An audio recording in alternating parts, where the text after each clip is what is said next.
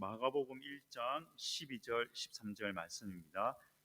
마가복음 1장 12절 13절 말씀입니다.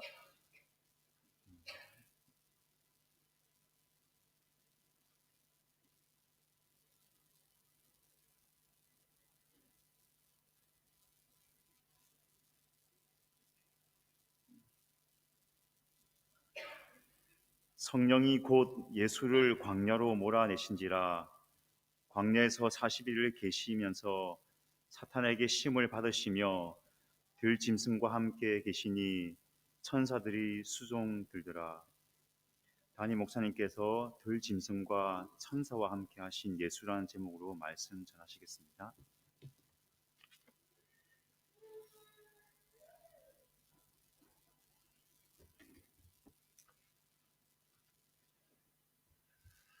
모두 평안하게 잘 지내셨습니까? 몸 아픈 사람들 좀 나은지 모르겠네요. 새우 좀 괜찮아요? 네, 모두 고생 많았습니다. 우리 한 번 더 기도합시다.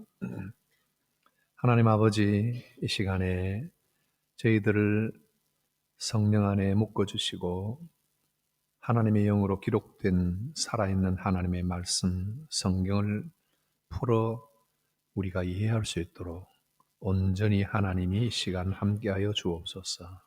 부족한 점을 부활하신 주님의 옷자락에 감추어 주옵시고 부활하신 주의 영이 우리 모든 성도들 청소년 한 사람 한 사람에게까지 은혜의 말씀을 전하여 주옵소서. 예수님 이름으로 기도하옵나이다. 아멘. 제가 오늘 청소년들을 위해서 간단하게 설교 요약을 좀 기록을 해서 이름을 적어 내주었습니다. 다음 주일에 여러분들 그대로 가져와서 다음 주일 우리 같이 공부할 때 한 번 더 생각하도록 합시다. 잊어버리지 말고, 잊어버리지 않기. 예. 예수님이 광야로 가신 이 이야기, 제가 2016년에도 설교를 좀 한 본문인데, 저는 이 성경을 볼 때마다 참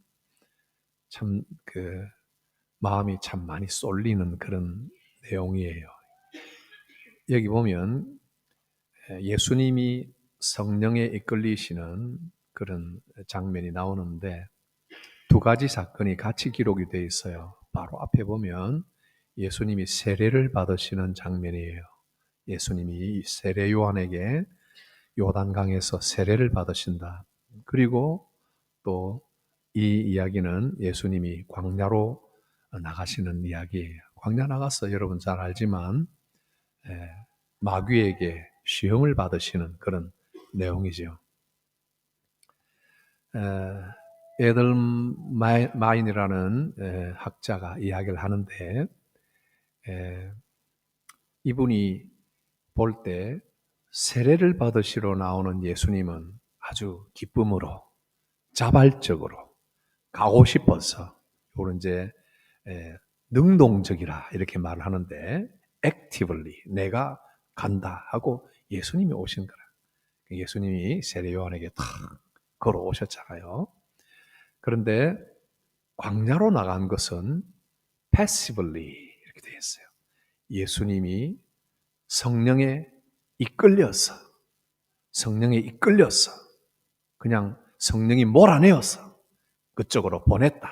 이렇게 되는 거예요. 그러니까 액티블리 간 게 아니라 어떻게 해요? 패시블리. 그냥 수동적으로 끌려서 억지로. 그죠? 우리도 어떤 일을 할 때 두 가지로 할 수 있죠. 하나는 액티블리. 내가 좋아서 하는 게 있고 하나는 별로 내키지 않는데 억지로 무언가에 밀려서 억지로 해야 되는 게 그런 게 있어요. 여러분 학교에 숙제를 해도 내가 그냥 좋아서 하는 사람이 있고 어떨 때는 너무 하기 싫은데 할 수 없이 해야 되는 것. 이렇게 딱 나누어서 이야기를 합니다. 그래서 예수님께서 광야로 나가셨는데 제가 오늘 여기에 딱 주목하는 것은 예수님이 들짐승과 함께 계셨다. 그리고 천사들이 예수님을 수종들었다. 서비스를 했다. 이렇게 천사가 take care 했다. 이렇게 나와 있습니다. 그러니까 여러분, 우리가 요즘 어떤 유튜브나 영상을 보면 들짐승들이 굉장히 사람들 옆에 와서 재롱을 피우고 깝깝한 그런 생활 속에 아주 활기를 주는 그런 들짐승들 있죠. 해적이나 스퀘럴 같은 거나 또 디어, 사슴 같은 거 말이죠. 아주 들짐승들이 나타나서 사람 옆에 붙어서 어떨 때는 냄새도 맡고 애교도 부리고 하면 굉장히 그 사람이 위로를 받고 기분이 좋아져요. 영상을 보는 우리도 야, 어떻게 저 들짐승 저렇게 나무에서 사람들을 피해서 사는 스퀘럴이 그냥 뛰어내려와서 사람들에게 가까이 올까 이렇게 신기하게 지금 봅니다. 그런데 들짐승은 이제 이런 짐승들 예수님이 함께 있으면서 예수님을 위로해주는 이런 짐승들이었는가? 그건 모르겠어요. 짐승의 종류가 기록이 되지 않았어요. 그러나 들짐승 광야로 나갈 때는 스퀘럴이나 해적 이런 것보다는 좀 더 사나운 곰이나 또 사자나 이런 것들이 있을 수 있죠. 늑대 같은 거죠. 어쨌든 그런 들짐승이 함께 있었다 하는 것 하고요. 그 다음에 천사들이 예수님과 함께 있었다 그 이야기를 합니다. 예수님이 광야로 나가시는 것은 passively, by whom?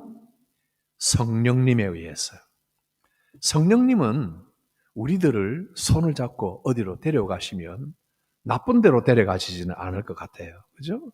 좋은 곳으로 아주 들판에 푸른 잔디가 있고 예쁜 강이 흐르고 하늘은 맑고 또 맛있는 과일이 달려있는 나무 옆으로 성령님은 우리를 데려갈 것 같은데 성령님이 예수님을 내밀어서 광야로 데리고 가셨다. 그리고는 마귀에게 시험을 받게 하셨다. 이러니까 성령님이 좀 이상하다. 좋은 분이 아닌 건 아닌가. 그런데 우리 성도들에게도 하나님께서 이 성령님께서 항상 좋은 곳으로만 데려가지 않는다는 걸 우리가 하나 기억할 수 있어요. 어떨 때는 성령님께서 성도들을 광야로 내밀어서 혼자 외롭게 살 수 있도록 그렇게 할 수 있다 하는 걸 기억을 해야 됩니다. 그러니까 여럿이 친구들과 함께 지내는 그 시간만 성령님이 함께 계시는 시간이 아니라 그 시간뿐 아니라 혼자 외롭게 나와 있는 광야와 같은 그런 장소에 혼자 떨어져 있을 때에도 성령님이 거기에 함께 계신다 하는 것을 기억할 수 있어요. 그래서 성경을 이렇게 푸는 학자들은 이야기를 이렇게 합니다. 가장 외로운 씨름을 하는 그 씨름의 내용이 뭔가 마가가 다 기록을 했어요. 공관복음, 시놉시스, 마태우, 마가, 룩 이 세 성경 안에 이 이야기가 다 들어있는데도 마가만 들짐승과 함께 있더라. 천사들 구체적인 디테일하게 마가만 기록을 한 것은 예수님의 그 혼자 나가 광야에 씨름하고 계신 것이 얼마나 외로운 씨름이었는가 이걸 보여주는 거다 여기했어요. 우리들도 아주 외로운 광야는 아닌데 집 안에 방에 앉아 있는데 너무나 아주 론리하고 뭔가 스트러글을 해야 되는 그런 시간이 있습니다. 그건 정말 차라리 광야에서 그냥 예쁜 곰이나 뭐 사자하고 같이 어울려서 노는 게 낫지 너무나 외롭고 힘든 순간들이 있어요. 그런 광야 같은 시간이 있지만 성령님이 함께 하신다는 걸 기억을 합니다. 그리고 이제 여기에 더 기억해야 될 것은 이 광야는 그냥 어떤 비유, 어떤 스토리, 지어낸 이야기가 아니라 실제, 진짜라는 거예요.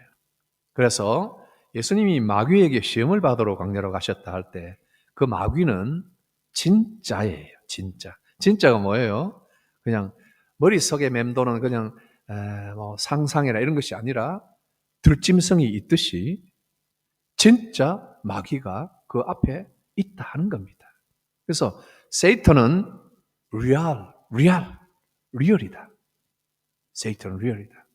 그래서 예수님께서 이 세상에 오셔서 제일 먼저 사역 시작하실 때, 이제 이게 누가복음 보면요, 딱 나옵니다. 1장에 보면 마귀에게 시험을 40일 동안 이렇게 있으면서 받으시고, 그 다음에 제일 먼저 예수님이 한 일이 있어요. 그게 뭐냐 하니까 귀신을 내쫓는 일이에요. 귀신을 내쫓는 일. 보세요. 바로 마가복음 1장 8절 보면 바로 뒤에 나옵니다. 회당에서 1장 21절입니다. 21절.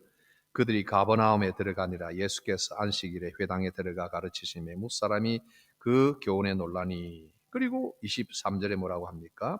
마침 그들의 회당에 들어온 귀신 들린 사람이 있었어. 예수님이 제일 먼저 공생에 시작하시면서 하신 일이 귀신을 쫓는 일이에요. 그리고 예수님이 십자가에 달려 돌아가실 때까지 귀신을 내쫓는 일이 여러 번 계속 나옵니다. 아주 여러 가지 치유를 하고 병든 자를 고친 일들이 많이 있었지만은 귀신을 쫓아내는 이 이야기가 제일 많이 나옵니다. 그러니까 예수님이 이 세상에 오셨을 때 마귀가 얼마나 활동을 많이 하고 있었고 예수님을 보고 얼마나 마귀들이 들끓어서 예수님을 반대하려고 했는가, 이것을 알 수 있는 거예요. 그래서 이 마귀는 실제하다. 예수님에게 와서 마귀가 하는 일이 뭐였어요? 와서는요, 예수님이 꼭 바로 순종하는 종, obedient servant로 하나님의 말씀 따라서, 하나님 뜻을 따라서 하나님 뜻을 순종하는 게 뭡니까? 그 외에는 예수님이 나중에 십자가를 지고 십자가에서 돌아가시고 부활하여 모든 사람을 그의 영광 가운데로 부르시는 그런 일이에요. 십자가로 죽어야 되고 부활을 하셔야 되는 이런 좋지만 굉장히 힘든 이 길을 예수님은 가셔야 되는 거예요. 그걸 오비디언스 하는 서번트로서 그 길을 가야 되는데 마귀가 와서 하는 것은요, 그 길을 안 가고 갔으면 하는 생각을 자꾸 줘요. 십자가 너무 힘들지 않느냐? 그러니까 코스트를 많이 주지 않고 페이를 많이 하지 않고 그냥 둘러갈 수 있는 길로, 그러니까 예를 들면 성전에서 꼭대기에서 뛰어내리면 천사들을 이렇게 받들어서 영광을 보여주고, 또 나에게 절을 한 번만 하면 너에게 큰 영광을 다 주겠다. 이런 건 전부 다 그냥 십자가 없이도 영광을 얻을 수 있는 길이다. 이렇게 마귀가 그 길을 비틀게 가도록 하는 거예요. 이것이 이제 마귀가 와서 하는 일이에요. 오늘 우리 모든 성도들에게 하나님께서 고귀한 일들을 주셔요. 아주 직분들을 주시기도 하고 어떤 일을 소명을 주십니다. 그 소명을 맡은 모든 사람들이 같이 꼭 기억하고 있어야 될 것은 마귀가 실제로 우리 앞에서 그 길을 가지 못하도록 다른 길을 가도록 둘러가도록 이렇게 하는 것이 있다는 것을 늘 생각을 해야 돼요. 그리고 또 두 번째로는 천사도 거기에서 예수님을 돕고 예수님을 경배하고 수종 들고 있었더라. 천사도 리얼이에요. 그래서 우리들이 사는 동안에 어떨 때는 혼자만 있는 것 같고 어떨 때는 들짐승뿐이고 어떨 때는 마귀만 내 주변에 득실득실 하는 것 같다 하지만은 그러나 천사도 리얼이에요. 그래서 우리가 생각하고 살아가는 모든 동안에 하나님께서는 참 은혜와 사랑으로 우리를 인도해 주시고 결국은 예수님이 마귀의 시험을 받으시는데 누가 이겼다? 누가 이겼다? 마크는 이 마가는 기록을 하지 않아요. 누가 이겼겠어요? 누가 이겼겠어요? 말할 필요도 없는 거예요. 예수님이 이 세상에 오신 것은 요한 1서 3장 8절을 보면 하나님의 아들이 나타나신 것은 마귀의 일을 멸하려 하심이라. 마귀의 일을 멸하기 위해서 이 세상에 오셨으니까 결국은 모든 사단의 시험을 이기시고 지금 우리 예수님은 우리를 위하여 하나님 보좌 우편에서 천사들을 동원하시기도 하고 계속하여 우리를 위하여 도우시는데 히브리서 4장 15절 보면 우리에게 있는 대제사장은 우리 연약함을 그냥 넘어가는 분이 아니라 모든 일에 우리와 한결같이 시험을 받은 자로 돼 죄는 없으시니라. 예수님은 죄가 없으시고 우리와 같이 시험을 다 받으셨다. 그래서 이브리서 2장 18절 보면 그가 시험을 받아 고난을 당하셨은즉 시험 받는 자들을 능히 도우실 수 있느니라.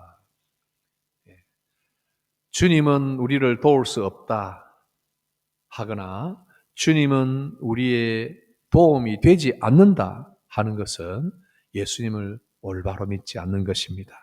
우리 예수님은 우리와 한결같이 시험을 다 받으시고 광야에 나가 살으셨기 때문에 우리의 모든 시험을 다 이해하시고 도와주시는 분입니다.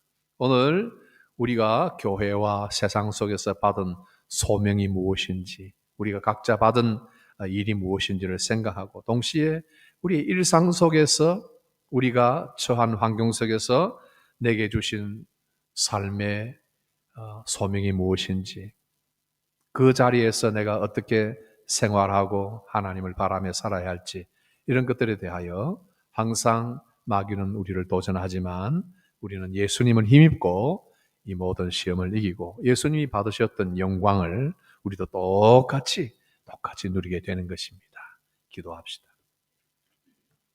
하나님 아버지, 오늘도 우리 청소년들과 성도들이 예수님의 광야에서의 생활을 함께 묵상하였습니다. 우리도 예수님을 따르는 제자들과 또 신앙인으로서 이러한 모든 시험의 기간과 광야의 생활들을 기억하고 대비하며 그 순간순간 우리를 도우시는 하나님을 바라보며 승리하게 하여 주옵소서. 예수님 이름으로 기도하옵나이다. 아멘.